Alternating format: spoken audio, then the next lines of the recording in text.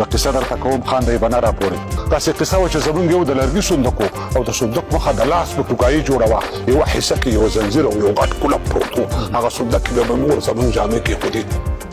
بیا ناڅاپي مې یو ورځ هغه صندوق ولیدو خو چې کتل مې نو د خان کاکا د مال ځای کې و څه درته ووایم هوبهو زمونږ صندوق و په یوه منډه مې تر کوره ځان راورسوو مور ته مې ویلې ادې زمونږ صندوق سره دی هغه صندوق کې خو د خان کاکا څاروي ګیا خوري راته مسکی شوه راته ویې ویل لیونیه زویه زمونږ صندوق او په هغې صندوق کې فرق نشته بس دومره فرق دی چې موږ پکې جامې کېږدو زه دا منمه چې هغوی پکې واښه اچوي ورته مې ویلې ادې خبره شوې به زموږ د کلي خلک وایي چې سبا اختر دی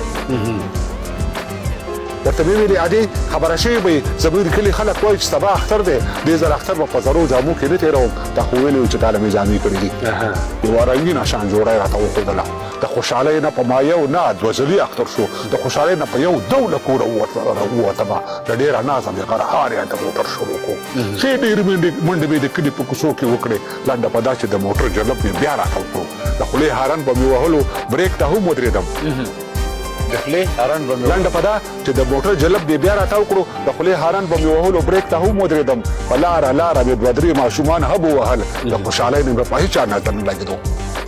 په یوه منډه مې تر کوره ځان راورسوو د کلي ښځې به راتلې خپلې جامې یې وړلې خو چې کتل مې د ګاونډ نه یوه ښځه راغله مور ته مې ویلې چې فلانۍ جامې دې وګنډلې د دې خبرې سره یې سم هغه جوړه واخیسته کومې چې ما ته مور ویلې چې ستا جامې دي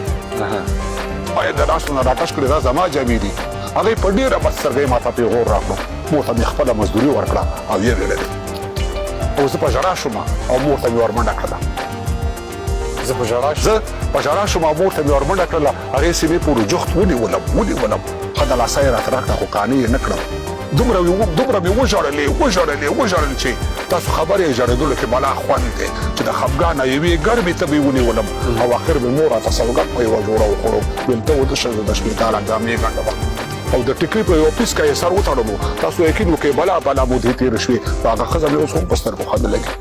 بیا د سهار د ملازان سره ډزې وشوې خو دغه ډزې د اختر پسې لا تېزې شولې خو چې راویښ شوم مور بې ناسته وه جامې یې ګنډلې د ویښېدلو سره سم مې بیا یې اصرار شروع کړو هغې ویل راته چې صبر وکړه زه صبرېدم چېرته په خپله خبره ټینګ ولاړم شاید چې نوره حوصله ورپاتې شوې نه وه ماشاءالله شاید چې نوره حوصله ورپاتې شوې نه وه او راته معلوم شو چې خدای ګو دا جامې پردې دي او دومره یې ووهلم چې په پاتو خاور راوغورځېدم بیا ویده شوم او بیا دوباره زه د ملګرو په دې شور راویښ شوم خو چې کتل مې حویلی کې ماشومان ولاړ وو او د اختر په ګولرونو جامو ټول سنبال وو مور مې ویل ورته چې ودرېږئ مې ودرکوم چې تر کوټې پورې راتله نو ما ځان بیا ویده کړو ولې چې زما او په هغې جامو کې ډېر فرق و کوټې ته راغله د کټوۍ نه یې د غنمو نه یې په خپل پلو کې زر واړولې بیا ووته او زه نور پوه نه شم خو د مور مې یو خبر واورېده ویلې بچو ګورئ خفه نه شئ زه کونډه یم خو ماشومانو د غنمو نینې وانخښتې مور مې په ډک پلو په ستو قدمونو راغله هغه نینې په یو چت جام کې ور واړولې په سوچ کې کېناسته د ده ته یو لاس ورکړو بیا یې د سترګو نه دوه غټې اوښکې راغلې بیا پسې نورې راغلې بیا زه په خړ مخ له پرتو خاورو راپاڅېدم ورته مې وویلې مورجانې زه جامې نه غواړم خو په دې پوه کړه چې ته هر اختر کې ولې ژاړې ویل مطیع الله کله په دې مجبورۍ نه پوهېږې